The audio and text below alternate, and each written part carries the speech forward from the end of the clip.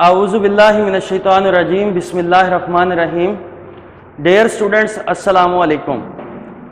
Dear students, class 9th का lecture number 40 है। इस लेक्चर के अंदर हमने चैप्टर नंबर 14 को स्टार्ट करना है बेटा।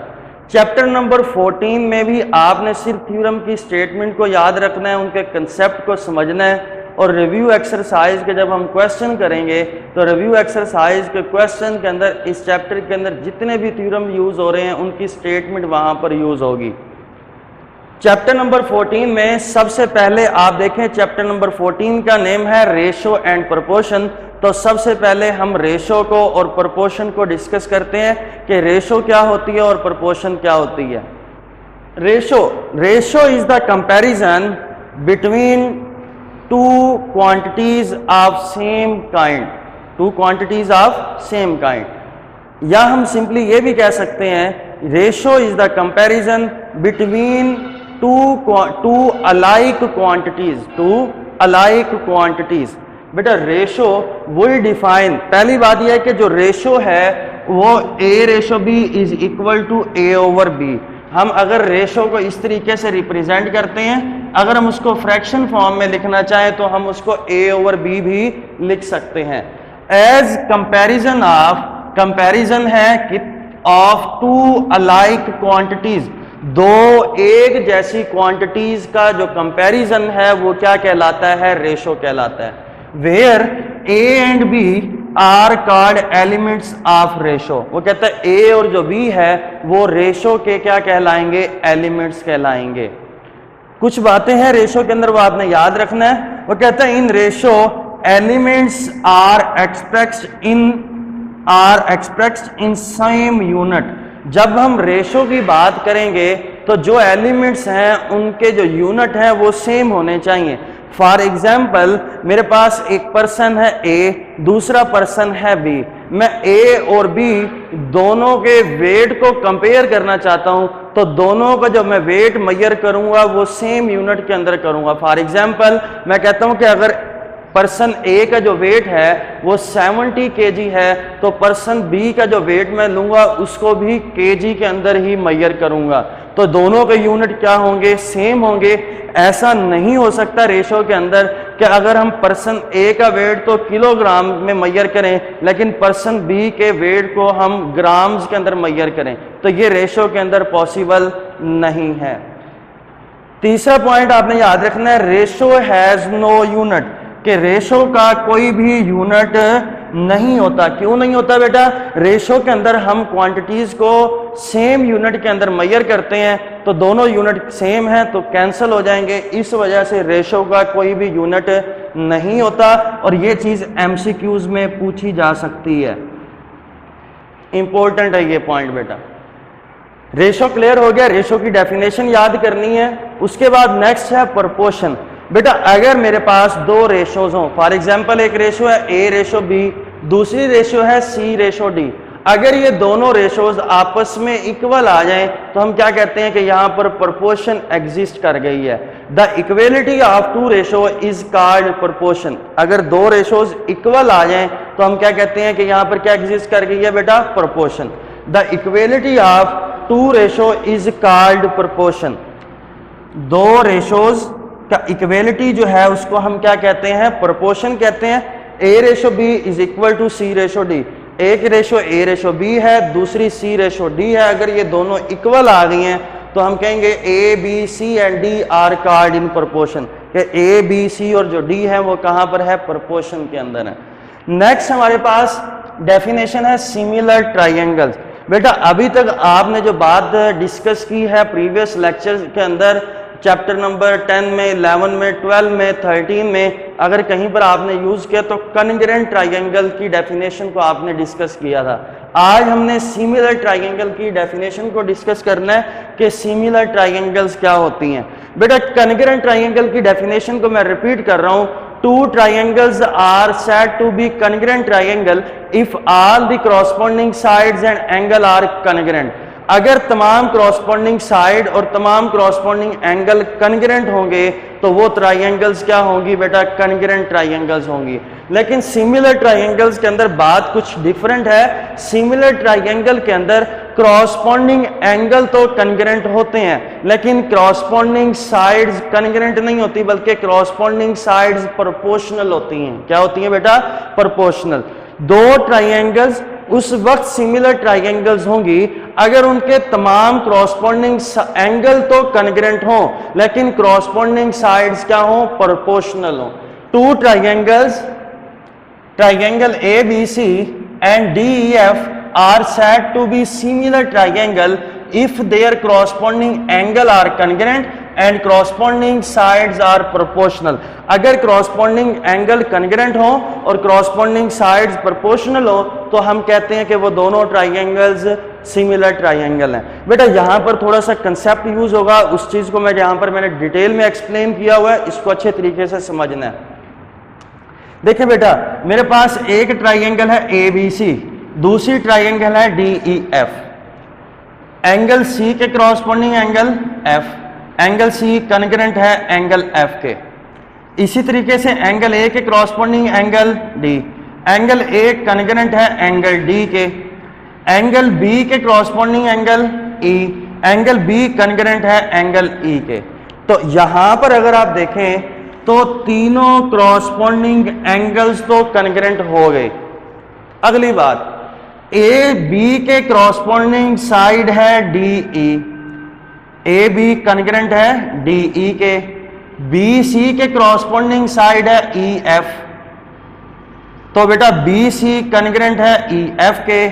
ए सी के क्रॉसपॉन्डिंग साइड है DF, ए सी कनग्रेंट है DF के। तो आप यहां पर देखें तीनों क्रॉसपॉन्डिंग एंगल भी कनग्रेंट, तीनों क्रॉसपॉन्डिंग साइड्स भी कनग्रेंट। तो इट्स मीन कि जो ट्राइंगल ABC है वो कनग्रेंट है ट्राइंगल DEF के। अब यहां पर एक चीज मैं ऐड कर रहा हूं, अगर मैं कहता हूं कि AB के क्रॉसपॉन्डिंग साइड DE, ये साइड्स जो क्रॉसपॉन्डिंग साइड्स हैं ये प्रोपोर्शनल है। प्रोपोर्शनल कब होंगी, जब क्रॉसपॉन्डिंग साइड की रेशो इक्वल आ जाए। इट्स मीन ए बी के corresponding side DE, A B ratio DE equal हो किसके, बी सी के क्रॉसपॉन्डिंग साइड EF के रेशो के। Measurement BC over measurement EF। इसी तरीके से AC के क्रॉसपॉन्डिंग साइड क्या है DF, measurement AC ratio measurement DF। तो देखें तमाम क्रॉसपॉन्डिंग साइड की जो रेशो है वो कनग्रेंट आ गई हैं, सॉरी रेशो क्या आ गई हैं, प्रोपोर्शनल आ गई हैं। अगर ये रेशोज इक्वल आ जाए, फॉर एग्जांपल ये 1 के इक्वल आ जाए, किसके इक्वल आ जाए, 1 के इक्वल, तो फिर मैं क्या कहूंगा, ये दोनों ट्राइंगल्स कनग्रेंट नहीं बल्कि क्या है बेटा, सिमिलर ट्राइंगल्स हैं। क्या है बेटा, सिमिलर ट्राइंगल। तो इस एग्जाम्पल से ये बात क्लियर हो गई, अगर क्रॉसपॉन्डिंग एंगल कनग्रेंट हो और क्रॉसपॉन्डिंग साइड्स भी कनग्रेंट हो फिर वो ट्राइंगल्स कनग्रेंट ट्राइंगल्स होती हैं। लेकिन अगर क्रॉसपॉन्डिंग एंगल तो कनग्रेंट हो लेकिन क्रॉसपॉन्डिंग साइड्स प्रोपोर्शनल हो तो फिर वो ट्राइंगल्स कनग्रेंट ट्राइंगल नहीं बल्कि सिमिलर ट्राइंगल्स होती हैं। 2 कनग्रेंट ट्राइंगल्स आर सिमिलर। देखें अगर मैं इस बात की कंडीशन को सिर्फ ये बात कहूं कि ये ट्राइंगल्स कनग्रेंट हैं तो फिर बेटा लाजमी है कि वो सिमिलर भी होंगी। But 2 similar triangles are not necessarily congruent. लेकिन ये लाजमी नहीं है कि अगर 2 ट्राइंगल सिमिलर हैं तो वो कनग्रेंट भी हों। देखते हैं बेटा कैसे। एक ट्राइंगल है PQR, इस स्टेटमेंट को याद रखना है कि congruent triangles are similar but similar triangles are not necessarily congruent. अब ये दोनों ट्राइंगल्स कनग्रेंट भी तो हैं, कनग्रेंट अगर थी तो ये सिमिलर भी बन गई हैं। अब हम 2 सिमिलर ट्राइंगल लेते हैं, हम कहते हैं कि क्या सिमिलर ट्राइंगल कनग्रेंट हो सकती हैं। देखिएगा बेटा, ये 2 ट्राइंगल्स हैं PQR MMN। बेटा Q के क्रॉसपॉन्डिंग एंगल L क्या है बेटा, कनग्रेंट है। आर के क्रॉसपोंडिंग एंगल एन दोनों कनग्रेंट हैं, पी के क्रॉसपोंडिंग एंगल एम भी क्या है, कनग्रेंट है। तमाम क्रॉसपोंडिंग एंगल्स तो कनग्रेंट आ गए हैं। अब क्रॉसपोंडिंग साइड्स को देखें, क्या वो कनग्रेंट हैं? बेटा P से Q के क्रॉसपोंडिंग क्या है, LM। देखिए P से Q की लेंथ ज्यादा है, L से M की लेंथ कम है, तो ये कनग्रेंट नहीं है। Corresponding sides are not congruent. But अगर हम P Q की रेशो लें क्रॉसपोंडिंग साइड LM से, इसी तरीके से cross P Q R side की रेशो क्रॉसपोंडिंग साइड LN से लें, P से R साइड की रेशो क्रॉसपोंडिंग साइड MN से लें, तो तमाम क्रॉसपोंडिंग साइड्स को देखें तो वो प्रोपोर्शनल आती हैं, उनकी रेशोज आपस में इक्वल आती हैं। तो इट्स मीन रेशो इक्वल आ गई हैं, रेशो क्रॉसपोंडिंग साइड्स प्रोपोर्शनल हो गई हैं, तो इसका मतलब ये दोनों ट्राइंगल सिमिलर हैं। देखें सिमिलर तो बन गई हैं, लेकिन ये कनग्रेंट नहीं है। ये कनग्रेंट थी तो सिमिलर भी थी, लेकिन ये सिमिलर है, कनग्रेंट नहीं है। The sign use for similarity is, ये चीज भी एमसीक्यूज में पूछी जा सकती है कि सिमिलैरिटी का साइन क्या होता है। सिमिलर ट्राइंगल, ये दोनों ट्राइंगल सिमिलर हैं, देखिए इन दोनों की शेप सेम है, लेकिन इन दोनों का साइज डिफरेंट है। Congruent triangle are same in shape and same in size, but similar triangles are same in shape but different in size. ये दोनों बातें भी आपसे एमसीक्यूज में पूछी जा सकती हैं कि जो सिमिलर ट्राइंगल्स हैं उनकी शेप तो सेम होती है लेकिन साइज डिफरेंट होता है, लेकिन कॉन्ग्रुएंट ट्राइंगल का साइज और शेप दोनों क्या होती हैं, सेम होती हैं।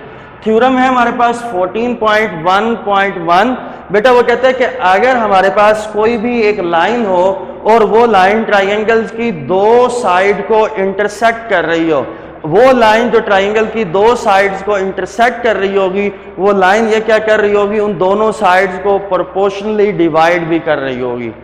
अ line parallel to one side of a triangle, क्या हो कि वो एक साइड के पैरेलल हो and intersecting the other two side, और रिमेनिंग दो साइड्स को इंटरसेक्ट कर रही हो, डिवाइड देम प्रोपोर्शनली, वो उनको क्या करेगी, प्रोपोर्शनली डिवाइड करेगी।